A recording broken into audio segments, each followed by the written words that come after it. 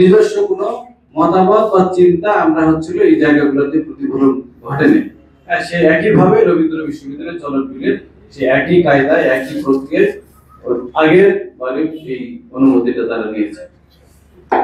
আচ্ছা, আমাকে একটু অনুরোধ করছেন যে 2 মিনিটের মধ্যে সারসংক্ষেপ আমি সেটাই বলি। চলন বিল আপনাদের 6টি জেলা 36টি উপজেলার সাথে সম্পৃক্ত 1888 বর্গ কিলোমিটারের চলন। এখানে 47টি নদী, 163টি বিল, 300 বেশি খাল, 1,20,000 পুকুর, কয়েকটি বড় বড় পাথর। এর সকল পানি প্রবাহিত হওয়ার স্থান হচ্ছে এই বুড়িপোতাজিয়া, যে স্থানে এই বিশ্ববিদ্যালয় স্থাপন হচ্ছে। চলন বিলে 105 প্রজাতির দেশি মাছ, 34 প্রজাতির সরীসৃপ, 27 প্রজাতির স্তন্যপায়ী প্রাণী, 7 প্রকারের উভচর, 34 প্রজাতির পাখি সহ অসংখ্য জলজ এবং প্রাণী সম্পদ এখানে আছে। এখানে যদি মাটি ভরাট করতে হবে ওনাদের ভাষায় 9 থেকে 14 মিটার উচ্চতায় 3.6 মিলিয়ন ঘনমিটার বালু দিয়ে এখানে ভরাট করতে হবে। এখানে তারা ব্যয় করবে 448 কোটি টাকা শুধু ভরাটে। সুতরাং এটা থেকে বোঝাই যায় যে এটা টোটাল চলন বিলের মাঝখানে। কেউ কেউ দাবি করতেছেন এটা চলন বিল থেকে 68 কিলোমিটার দূরে।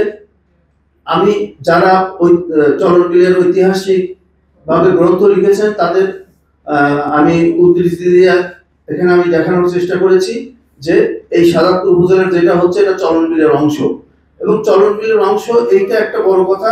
পরের কথা হচ্ছে যে সমগ্র চলন বিলের পানি এখান দিয়ে প্রবাহিত হবে, এটা হচ্ছে সব থেকে বড়। যেটা আত্রাই, বড়াল, পদ্মা সকল পানি এই দিয়ে যমুনায় আসে, আবার যমুনার পানি এখান দিয়ে উপরে এটা যমুনায় প্রবেশ করে, চলন বিলে প্রবেশ করে। সুতরাং আমাদের মূল দাবিটা হচ্ছে যে আমরা অবশ্যই রবীন্দ্র বিশ্ববিদ্যালয় চাই, কিন্তু সেই বিশ্ববিদ্যালয় চলন বিলে ধ্বংস করে নয়। আমরা চলন বিলও চাই, আমরা রবীন্দ্র বিশ্ববিদ্যালয় চাই। এগুলো নিয়ে চর্চা হবে, এগুলোর গবেষণা হবে।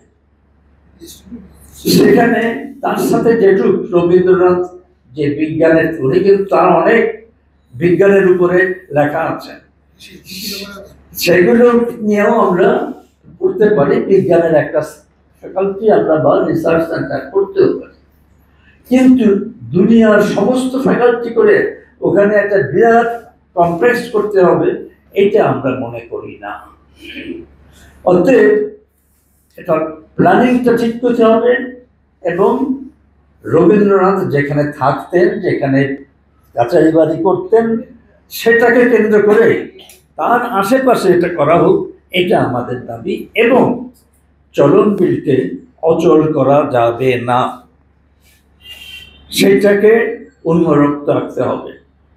আমাদের বর্তমান সরকার একটা ভালো উদ্যোগ নিয়েছেন, পরিকল্পনা মন্ত্রণালয় থেকে এটা করে ফেলতে পারতেন, কিন্তু তিনি দায়িত্ব দিয়েছেন বর্তমানে যিনি দায়িত্বে আছেন পরিবেশের উপরে, তার উপরে আমরা আশা করব যে আমাদের আপনাদের লেখার ভিতরকে এমনভাবে আপনারা জিনিসটাকে তুলে ধরবেন যাতে দেশের পরিবেশই না শুধু আমার অর্থনীতির উপরেও চাপ না পড়ে, এবং চলন বিলটা অচল করে না ফেলে। এই জন্য তার এই যে উদ্যোগ, সেই উদ্যোগ সফল হোক, সেই জন্য যাতে আপনাদের লেখাগুলো আসে, আমরা সেই প্রত্যাশা করব।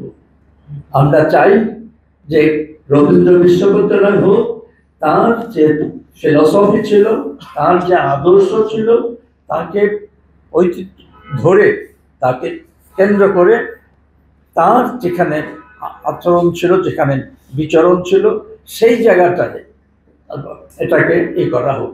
সরকারের পক্ষে এই যে 50টার উপরে বিশ্ববিদ্যালয় করছেন, জমি সংগ্রহ করা কি কষ্ট হয়েছে? এগুলো তো সবই সরকার অ্যাকোয়ার করেছেন। কাজেই শাহজাদপুরে হোক অথবা সিরাজগঞ্জের অন্য কোনো জায়গায় হোক, বা নাটোরে হোক বা কুষ্টিয়াতে হোক, যে কোনো জায়গায় হোক, রবীন্দ্রনাথ যেখানে বেশি চলাফেরা করছেন সেখানে হুকুম দখল করে হলে জমি সংগ্রহ করে অল্প জায়গার ভিতরে এই বিশ্ববিদ্যালয়টা সুন্দরভাবে একটি যেন আদর্শ বিশ্ববিদ্যালয় হিসেবে গড়ে ওঠে সেই ব্যবস্থা করুক।